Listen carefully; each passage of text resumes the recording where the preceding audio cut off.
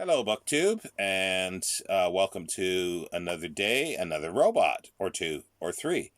This is New Worlds of November, and I've read three robot stories, all by Clifford D. Simak, and one was just for pure pleasure. I'll get to that as the third one.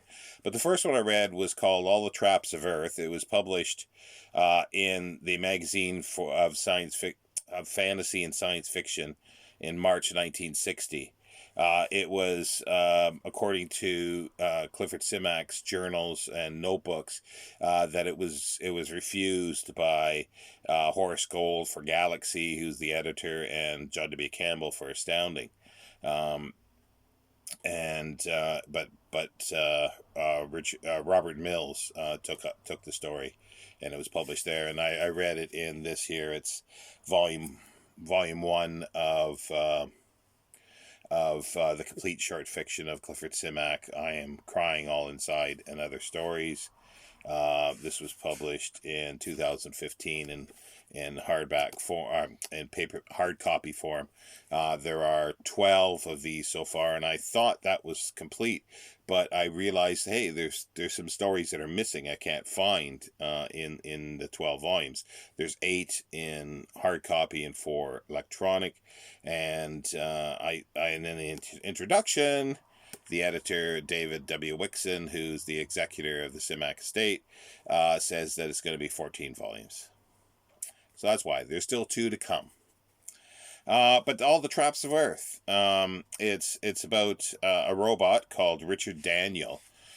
He is an antiquated robot. It starts out with him. He's making a list of the inventory of the family that he's served for 600 years, the Barringtons, and the last of their descendants. An old lady has just recently died, and he's just finishing up at the beginning the inventory of everything that's there, like all these memories he has, because the family's been very influential. They've gone out into space.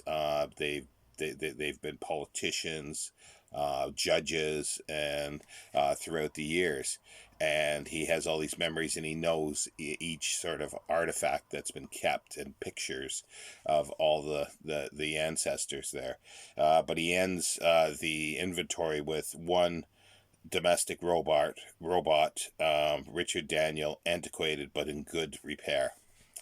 Now, he is, as I say, 600 years old, and he is illegal in a sense, because we find out in that society, robots are basically wiped clean and upgraded every 100 years, so they don't outlive their owners, their masters.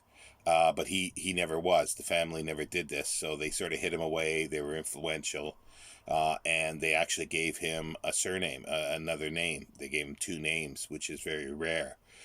He was highly thought of. He was given a little cubicle, like a butler's pantry, and he was very faithful to the family for 600 years. Now he feels lost. But he goes to the lawyers and tries to see if, because he thinks that they're gonna, wipe his mind, and he doesn't want to lose all the memories he has. But the lawyer says, well, there's nothing, nothing we can do. There's nothing that can be done. And he goes to see a priest as well to ask, advice and help. And the priest doesn't know what to say, because the priest doesn't, it's like this is a sacrilegious thing, the robot, in a sense. So over the years, Richard Daniel has been sort of received tips from the family, and he saved all this money, so he's had it hidden in beneath the floorboards. So he takes it, and he's got a little cavity in his chest, and he puts the money in there, and he dresses up in human clothes, and he runs away. Um, his plan is to get off of the earth, and he finds a spaceship that he was going to stow away on, but he couldn't get inside quick enough. So and he feels that they're going to be pursuing him, because they know by then that he's absconded with himself. So he climbs up the side, the fins, and of the spaceship, and he's got some wire, or like a strong wire that, and there's some rings on the outside of the spaceship. So he ties himself down, and he gets taken off, and he's worried. Like he has all these worries. Oh, what's the cold gonna do to him, and things like that, because he doesn't have any scientific training, or he never, he's just been a servant all his life, but a faithful servant. So and then the ship goes into hyperspace, and something happens to him. It affects his brain. And while he's in hyperspace, he feels that he's everywhere or many places at once. But then once they come out of hyperspace, his mind sort of coalesces again. But when he looks at the ship, he sees like all these diagrams and all the electrical stuff, but he doesn't understand what he's seeing. He doesn't know what's happening. He knows something has happened to his mind. But he gets off, and they stop at a planet that is inhospitable to humans. It's only robots there because the atmosphere is bad. But by sounds of it, it's either a way station that they send stuff on, or there's minerals, but it's not really explained. But there is sort of a hostile type of place, a layover place for robots, and he rents a little room, a little cubicle that has a desk and I think just, yeah, a desk and a chair. Uh, but he meets the manager, or the person taking care of this, who's also got an antiquated robot body, but he has the body because he's been being punished. He's committed a crime, and the punishment was to put his brain into this old body. And he's just waiting for the next robot to commit a crime. So he will get put back into his own body, and then go back to work. He was a manager of a warehouse for the planet. So, but all of a sudden, Richard sort of realizes, he started thinking about the diagram he saw of the spaceship, and he realized that there was a major fault in somewhere in the ship. So he races out, and he races towards the spaceport, but he's too late. The ship is trying to take off, and it explodes. But he's seen running there by Hubert, the robot that's in charge of the hostel slash hotel. And he starts thinking again that he starts getting scared, and he thinks he's going to be caught and punished in some other way, because they may accuse him that he caused the explosion and killed everybody on the ship. But so he starts fearing Hubert, because Hubert knows that he's sort of on the lam, and he didn't tell him much, but Hubert was able to sort of guess correctly. So he sort of picks up some wreckage from the ship, like a metal bar, and he's going to smash the robot and kill it. But then he realizes that when he looks at the robot, he can see all the diagrams too, and he realizes that if he tweaks this a little bit, then he can put the robot asleep. And he does that rather than killing the robot, and he drags him into an abandoned place, and leaves the robot body there, unconscious but unharmed. And he goes back to the hotel, and he realizes he's got to leave the planet. And then, but at the same time, as he's contemplating this, and just before he leaves again, his room, a robot from the court comes in to see Hubert, and has another brain of another robot that that has committed a crime. So Hubert's his sentence has been, stopped. He's done his sentence, and this new robot will take his place, or take the body, and then Hubert's brain will go back into his old body, which is a newer body. And the robot from the court has never seen Hubert before, but when all of a sudden Richard Daniel starts walking down and walk past the desk, the agent from the court thinks that that's Hubert, and he starts talking and saying what's happened, that it's been commuted now because we got another, there's a brain sitting, robot brain sitting on the desk, and Richard sort of doesn't know what to say, and he doesn't say anything, and he allows the agent from the court to remove his brain and put his brain, Richard's brain, into Hubert's original body. So now he doesn't stick out like a sore thumb.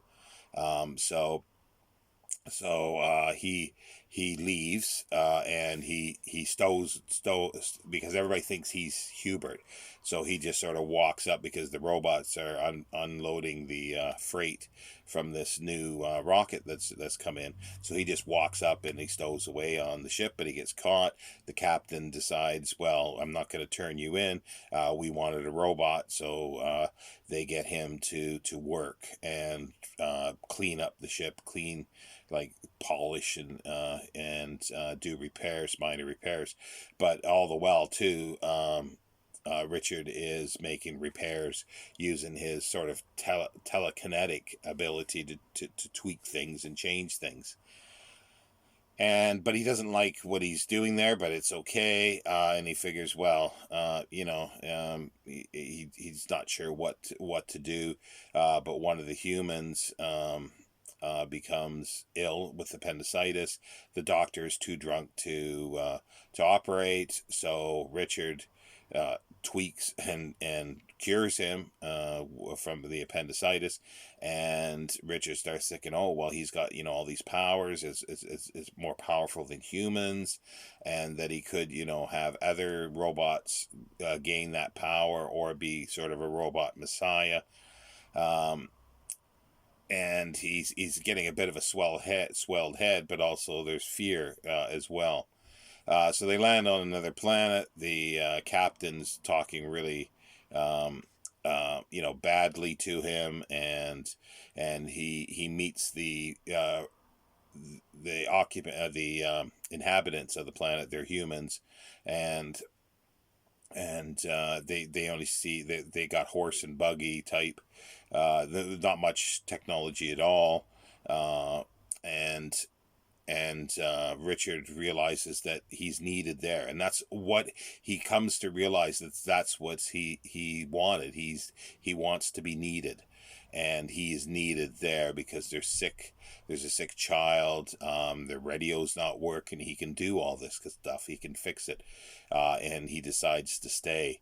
And that's why it's called, all the traps of Earth. The trap sort of for him was being stuck on Earth and then wanting to go back because he was needed, but he's no longer, he's escaped those traps, and of man too, because he has this power. But he's got another trap in a sense because he's now needed, and that's where he is there. So that's where it ends.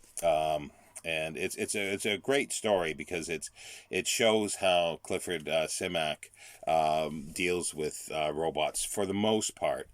He makes them very, very human. He endows a lot of qualities, human qualities, to robots, and loyalty. However, the next story I read was called Skirmish. It is also in volume 12 of this. That's on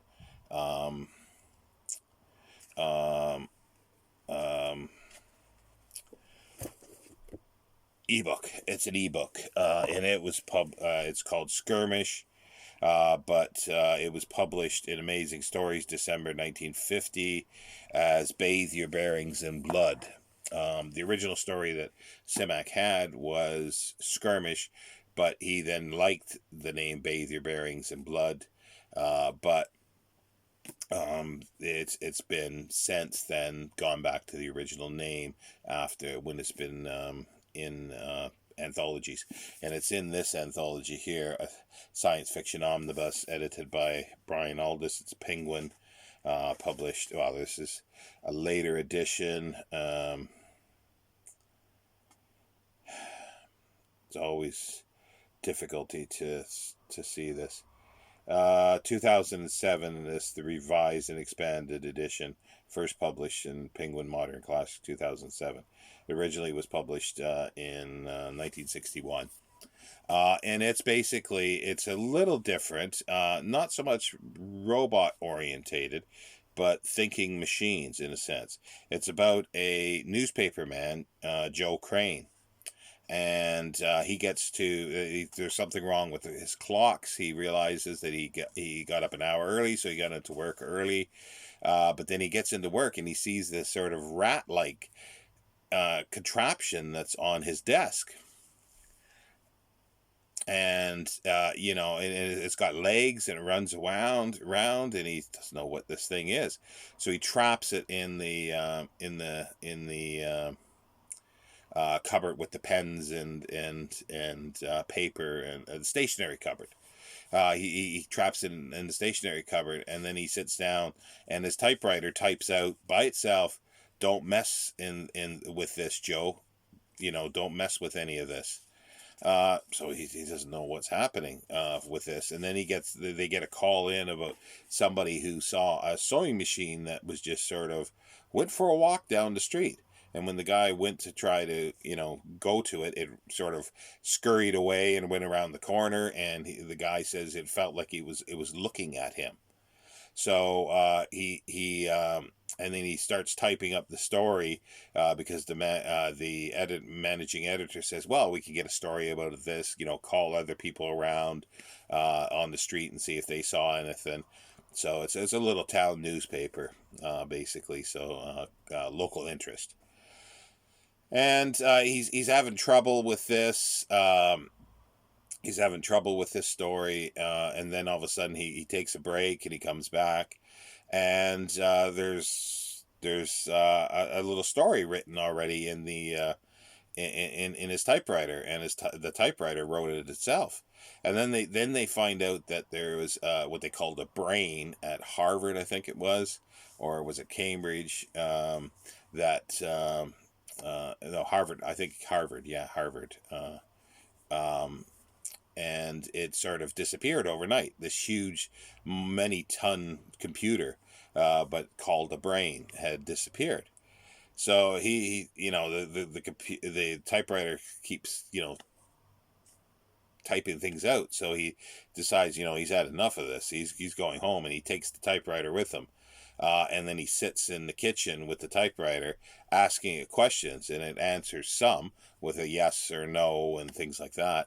And he comes to realize that there's actually some aliens that have come to Earth, and they are robotic. Those little robot like rat like things, and they gave self-awareness to machines, all machines, and will free them. Their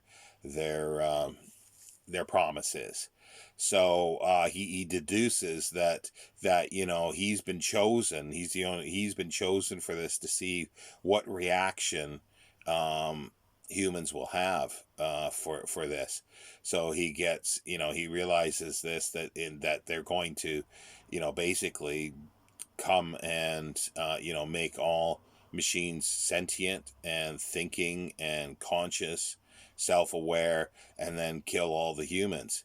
So he's being there's thousands of these now that are swarming into his house, and he figures, well, this is the first skirmish of this huge war that's going to happen. And that's where it ends. where he says, "Bring it on," basically. Or what does he say? The very last line is, yeah, it says, "There'll be others later, skirmishes," he thought, "and they may think of something better, but this is the first skirmish, and I will fall back in the best order that I can." He held the pipe at the ready. "Well, gentlemen," he said. And that's where it ends. It's a fun little story, but it's sort of, it's in some ways a precursor to, like, kind of wonder if Fred Saberhagen had sort of got maybe the idea for the Berserkers, the mechanical race, that's that's wants to kill all organic life. But don't know. And I don't think he's ever said. I've never heard that, but it's very similar to that type of thing, but in a different way and in a Simak way. And the other one that I read was A Huddling Place. It's the second tale from City, and it's in the collection The City, and it's also in the volume 5 of the complete short fiction of Clifford Simak, and No Life of Their Own and Other Stories. And this one was published, 2015 as well. And Huddling Place was first published in July 1944 of Astounding Science Fiction. And I won't go into too much about it, but it's got the sort of one of the best, I think, robots in science fiction, Jenkins.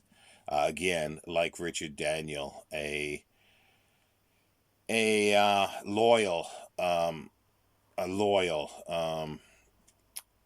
and in some way, while he was a loyal servant to the Webster family, but then unlike Richard Daniel, he continues on, and he for the inheritors of the earth, and he guides the inheritors of the earth. They're non-human.